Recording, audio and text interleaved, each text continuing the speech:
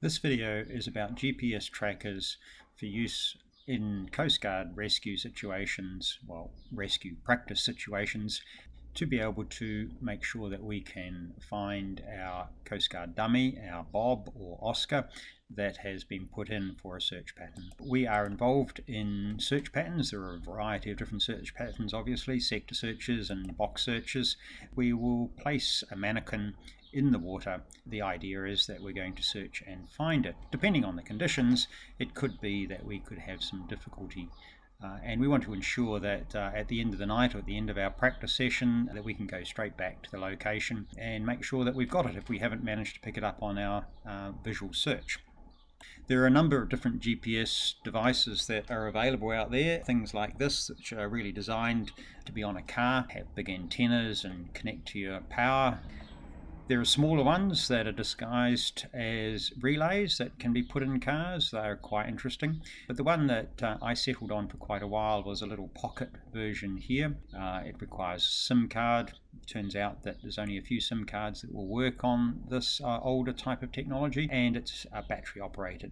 Not waterproof, so I stuck it inside one of these little Sistema containers to make it waterproof, and we would attach that onto our mannequin. From that, you could ping the device with a text message and it would reply back with a latitude and longitude. You click on the latitude and longitude and you will then end up with Google page that will let you know where the thing is. Now, it moves from degrees decimal, and on the Google page you end up with degrees, minutes and seconds. Unfortunately for our SIMRAD units in the AC36s that I'm working with, we are working on degrees and decimal minutes. One needs to do a conversion of that to be able to get it into something that you can input directly into the navigation system. Another system that I investigated was by Black International. This one looked very interesting. It's a waterproof one, solar powered, so that it really looked like it would be quite good in the sense that we would be able to just leave it on the device. Unfortunately, I found with that it could take up to 30 minutes to get a location. When you pinged it, you'd get this message back, and 30 minutes was really not an acceptable length of time once we'd decided that we're going to get it. So we would get an email that would come back to us with the fact that the location had been found, and we'd then be able to go and go online back into the app and see where it was. It also gave degrees decimal as its output. We have SAREX days, and we recently had one. We had 4 Coast Guard boats on the water and 4 mannequins. We had a joint search and rescue exercise in the morning, and then in the afternoon we had a simulated aircraft down with 4 people in the water. So we placed 4 bobs out. We did actually cover their heads with hoodies and things, so they're not quite so distinguishable. And I had a couple of these GPS units on, 2 of them just to help out and make sure that at the end of the day we would be able to find them. I didn't have enough to get all of them done. But there are a number of different units that have expressed interest in trying to find different asset tracking devices for the mannequins and for their searches. There have been a few occasions where it has taken quite some time and in some embarrassment in terms of finding them. So having a device that we could use that would let us be able to find them more accurately is something that was considered appropriate. Recently, while doing an investigation for other things, in particular I was looking at LoRaWAN, which is an entirely different story, I came across the Yabby Edge. Now, it also has a LoRa version, but in particular the Yabby Edge is one that's designed for cellular, Wi-Fi and other communication systems. And this one looked very promising, so I contacted the company.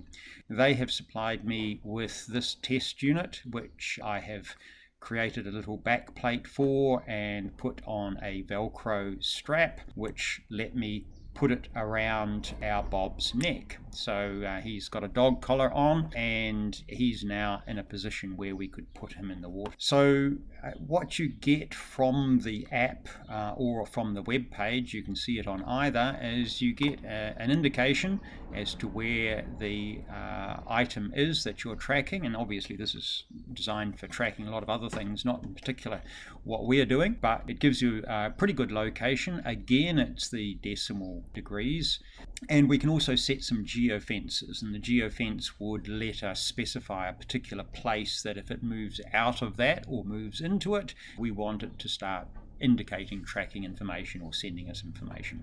The display can have a satellite image. You can see this is our Coast Guard unit here, and our bob is located in the unit for this particular slide. The Yabby communicates 4 times a day, and that's called a heartbeat, and it's not transmitting things all the time, but there is a recovery mode, and what we'd be doing is when we're wanting to use it for training, we'd put it into recovery mode so that it is sending messages much more frequently. So you can see I've got a couple of geofences set up here for different parts of the lake.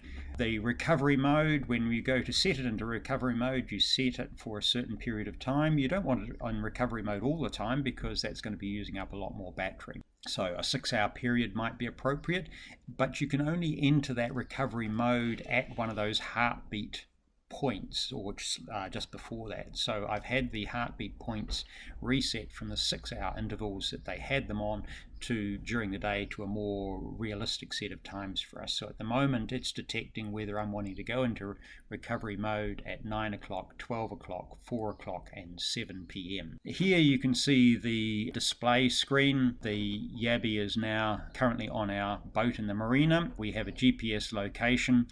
This is the track that was taken when we put it on the boat for an evening's exercise, and if you have a look at that and compare that to the Track Plus image, you can see it's pretty good. The Track Plus is obviously giving us a tracking at a much higher frequency and a much greater degree of accuracy. We'll just go back to that slide, but it is following it pretty well. So I was reasonably happy with what I was seeing there in terms of it being able to follow the boat on its trip. So the next test was to not just try it on the boat, but to try it on Bob. So we took Bob down to the water and gave him a swim.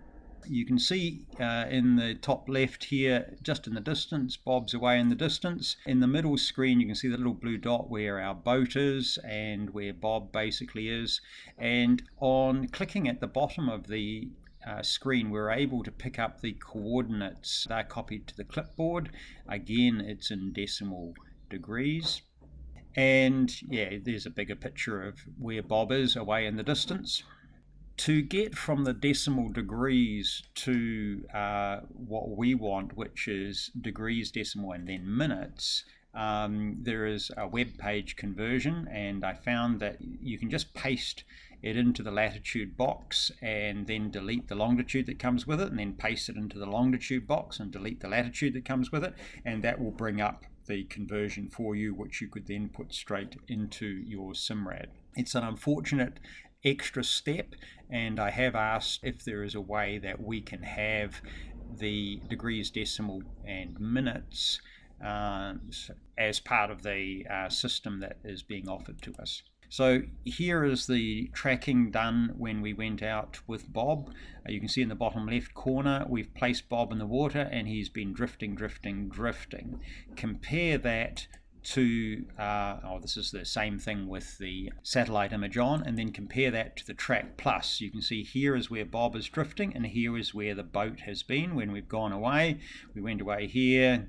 It's where I took the photo. We've gone over here, done some exercises and stuff, come back towards Bob, followed around. So we'll just go back to the previous one. This is just our floating Bob, and this one here is the track of the boat. Now, of course, there are Track Plus portable devices that we could attach to Bob as well, but they are a considerable expense for what we would be using them for.